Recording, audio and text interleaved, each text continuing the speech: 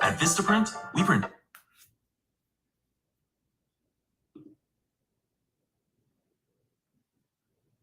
Coach Deborah has a passion and purpose to assist young men, ages 15 to 24, to overcome obstacles and build their best lives. She wants to see every young man live out their potential. She has a master's degree in human services counseling, with a major in life coaching. More importantly, she is the mother of 3 boys, who are exceptional, educated, professional men. Coach Deborah believes it is better to train early, rather than need to fix later. She utilizes basic principles and God-led concepts. Sometimes the only thing a young man has is their credibility or their name. The actions they take are based on the decisions they make. Those decisions align with their choices and result in consequences. Coach Deborah can assist you if you are lost, floundering, or confused. Embrace the help and start building your best life today.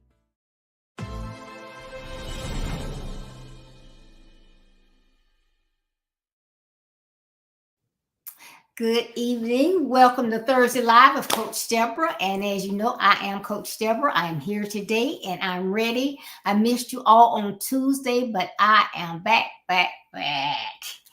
So I hope you are ready for our topic today. You know, this month we are talking about Blueprint of a Great Father. Blueprint of a Great Father. So my topic today is be your best, pass it on. Be your best, pass it on. Great great Thursday, Dan. Thank you for tuning in. Thank you all so much for always stepping up and praying for Build Your Best Life, for reaching out and sharing, liking, and commenting. I appreciate it. I love to see the comments and you're saying hello and everything. So thank you so much. But again, our topic today is be your best, pass it on. And remember, we're talking about dads, right? Dads. Good evening, Deacon Holmes. Thank you for tuning in. Well, what I'm going to talk about today is I think sometimes we get it twisted, and that's moms and dads. And it's just like when, if there's that special girl and you're trying to win her over, so you want to give her flowers and gifts, take her to these nice restaurants and all this stuff. And you do that to try to woo her, get her on your side. Well, as parents, sometimes we go down the wrong path when it comes to getting that connection with our children. So that's what I mean by you need to be your best. And I'm not going to keep you long. I'm only going to talk about 3 things. And that's the first one is that you can't give your way into your son's heart. You can't give your way into his heart. By that, I mean, you can't just buy gifts and things and think that's going to win them over. So if I buy you some Jordans, if I buy you the game system you want, the PlayStation, the Nintendo, the whatever it is that they like now, I forget what the one is where you put on the headgear and it's like it's virtually that you're virtually there. But all these things, you just buy them. They want the new watches, Back in the day, give me a good Timex or Citizens, and they would run, and all would be well with the world. But now they want Movados, and all other kind of name brand watches. They want their own credit card. It's not enough to give them an allowance, but you're giving them a credit card with their name on it so they can step up somewhere and charge like they have a job. And of course, let's talk about the whip. It used to be a time when you turn 16, you got a nice party. But everybody that I know that turns 16, they get a nice whip. So we're giving gifts. Hey, are young men loving them? Yes, they are. They are delighted to have all these nice gifts. They want them. It makes them popular with the girls. It makes them cool with the guys. All is well with the world because they don't have to work. They don't have to do anything. But you are giving them all these things that they want. And sometimes they don't even have to do chores. They don't have to clean up their rooms. But we want to be close to our children. We want to have that connection. If someone says, what kind of relationship do you have with your child? You want to say, oh, it's good. We can talk. We can do this. And so how do you do that? You try to win them over with presents. Presents. Presents. You give them presents. The more presents, the better. They're happy, you're happy. And so then you think what? all is well with the world. And it's really not. If you've just tuned in, we are again this month talking about the blueprint of being a great father. And today's topic is be your best and pass it on. So that's to our fathers. Be your best. And when you're at your best, you're at 100, pass those traits on to your son. So buying them these gifts, that's not passing something on that they'll be able to take to the next generation. It stops there. Okay. So I'm going to go on to the second one. It's not giving presents, but being present. I'm going to say that again. It's not giving presents, but being present. So guess what? The gifts, yes, they're nice, but they need your time. They need your time. Your time means so much.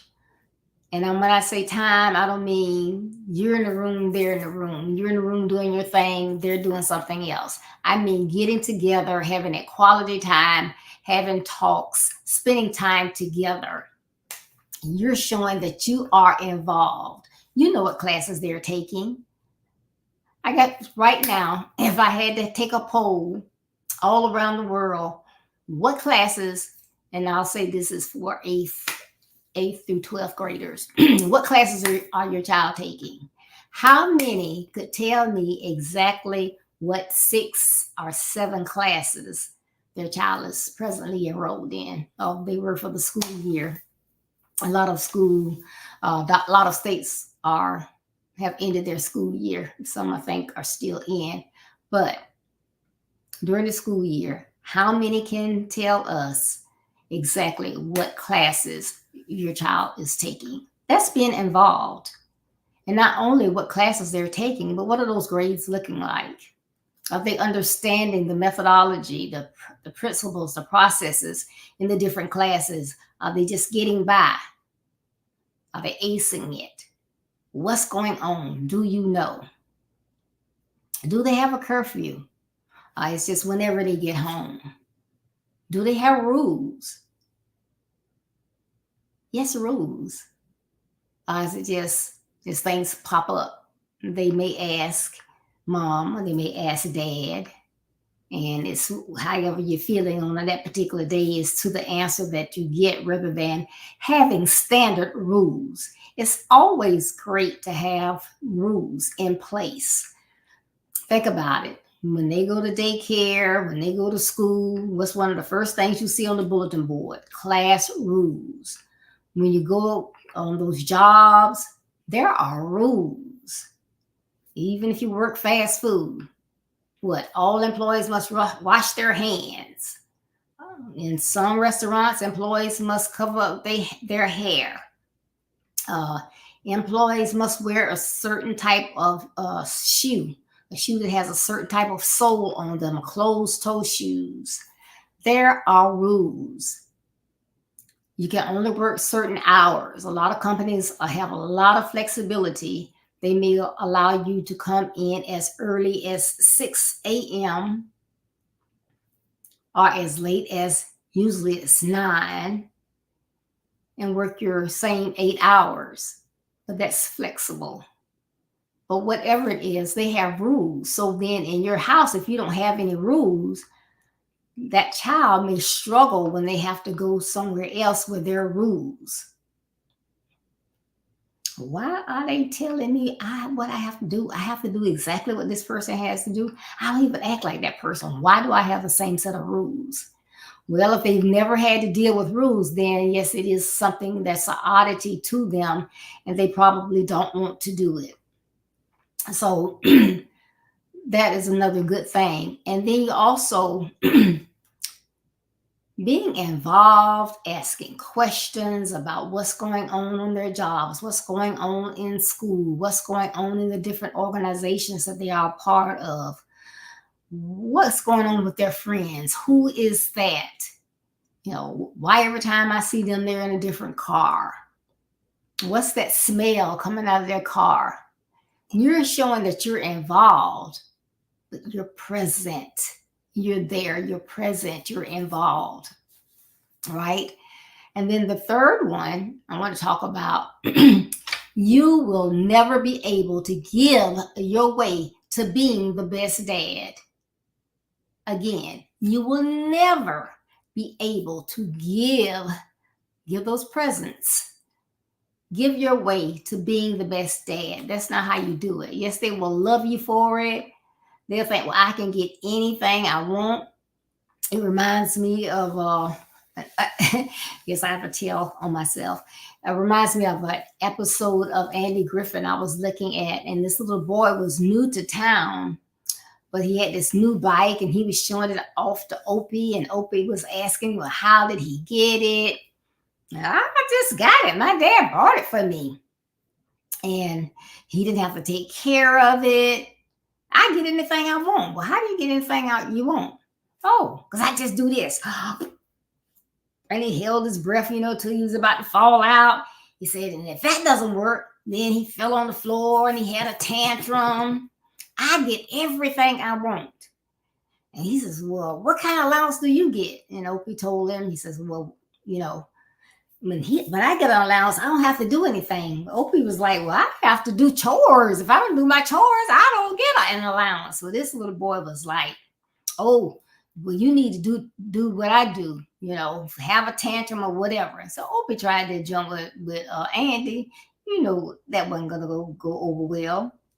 Well, this same little boy was riding his bike and on the sidewalks and running into the people that were on the sidewalks walking. And so when they finally caught him, they asked him to stop. And then he just went on another sidewalk and did it again. So then when they did catch him, they threatened to take his bike. And he was like, you can't do that. I'll tell my dad and blah, blah, blah, blah, blah. So when his dad came, his dad was kind of like at the same mindset, like, okay, I need to give him what he needs. And Andy was looking at him like, now you do know I have a nice shed out in the back. Because this little boy was in there just having tantrums or whatever, because he was used to getting all of these things.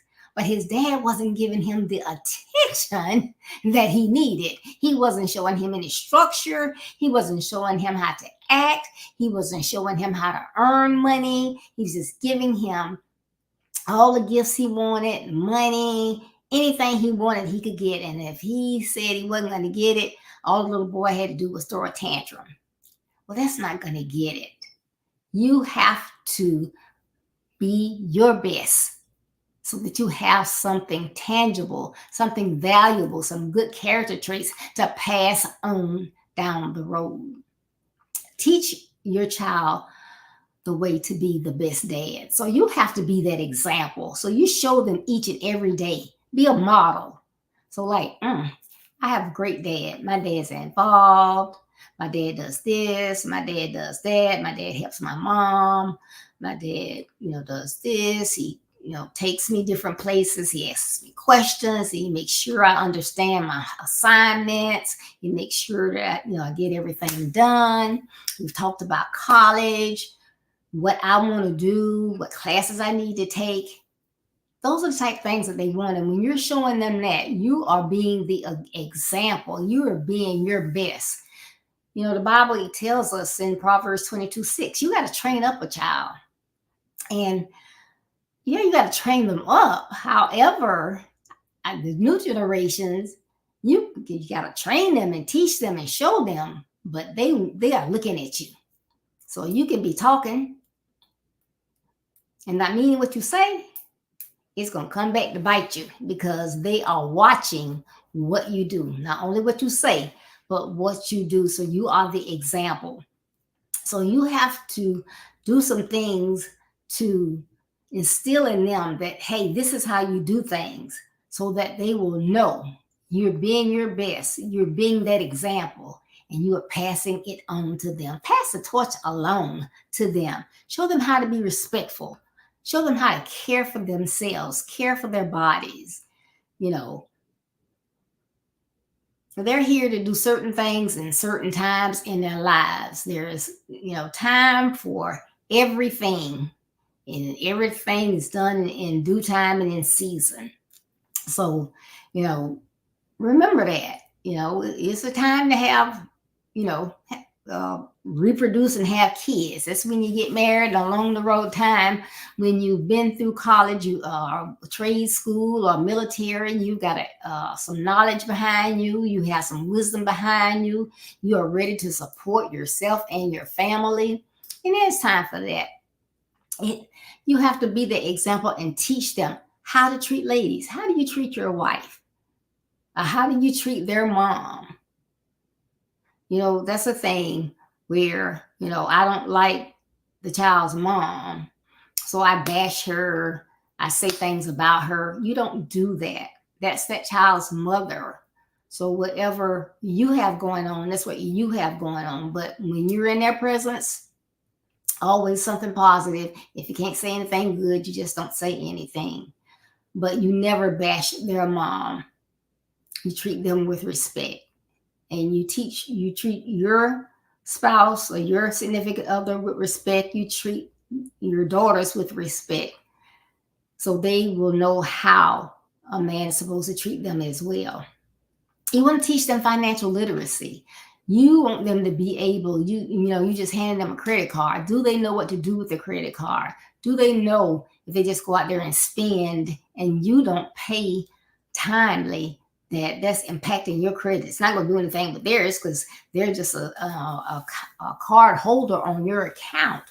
But you have to teach them when you have bills that you have to pay them and pay them timely, not sometimes, but always. You have to teach them how to save. You have to teach them how to invest, or where to go to find out about investing. Be a good steward of their money. They need to know those things. That's you being your best and passing it on.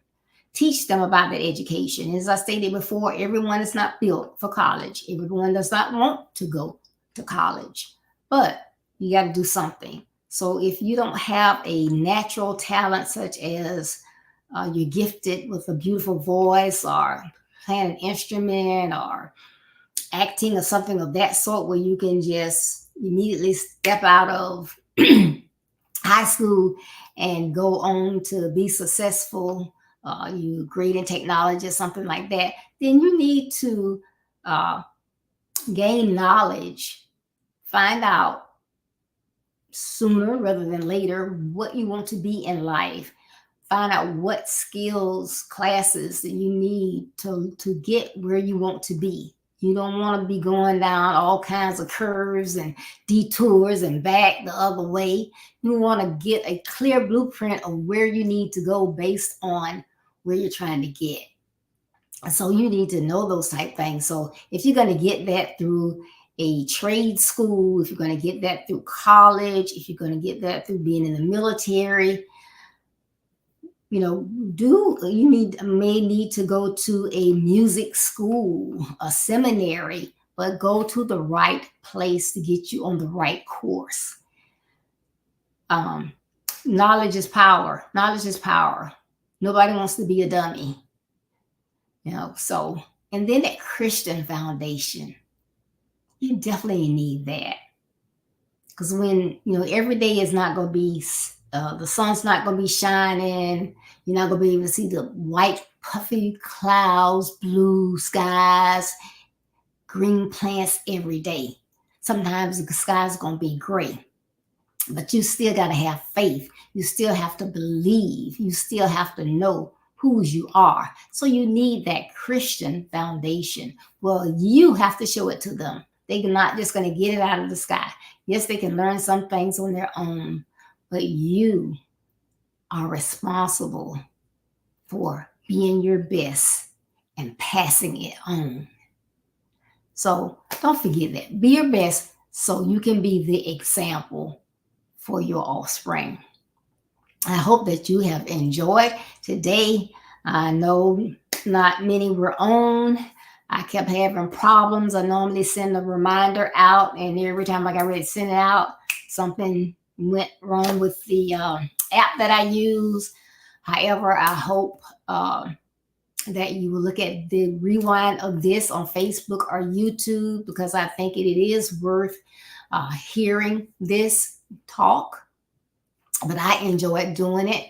So I appreciate you being here today.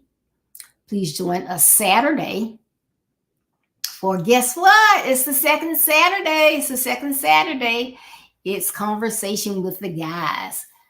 We're going to have a great conversation. Associations, birds of a feather. We're going to have Derek Durden from Dallas, Texas. Our host is going to be Coach Ricardo Miller from Dallas, Texas. We're going to have Deacon Dan Smith from Jacksonville, Florida, and Elder James Terrell from Jacksonville, Florida. So please make sure that you join us Saturday morning at 9:30 a.m. Eastern Standard Time.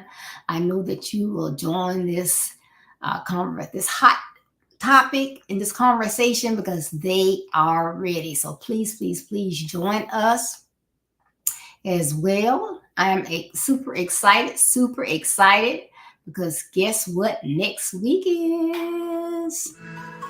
Join Coach Deborah D. Smith for the 5th Annual Virtual Men and Boys Conference. This year's theme is Blueprint for Training Young Men. The event kicks off at 6:30 p.m. Eastern Standard Time nightly from Monday, June 10th to Thursday, June 13th, streaming live on Facebook and YouTube. Special guests include Kaiwan Gibson, Guy Moreno, Pastor Basil Johnson, and Nathaniel Butler. These highly respected, influential speakers will engage in motivating, knowledge-driven content to empower our young men as they journey through life. For more information, visit www.buildyourbestlife.org. Yes, I am excited. Please join us. That's again next week, beginning on Monday the 10th. So please, please, please tune in. And remember what we declare, Jeremiah 29:11 over your lives. God wants you to have what? Prosperity. He wants you to have the prosperity and not disaster. He also wants you to have the future that you hope for. So please design your blueprint based on the plans that God has for you. Make sure you put in the work and build your best life. And remember, building your best life is our business. That's not a slogan. It's our commitment. I love you. Be blessed. Stay safe.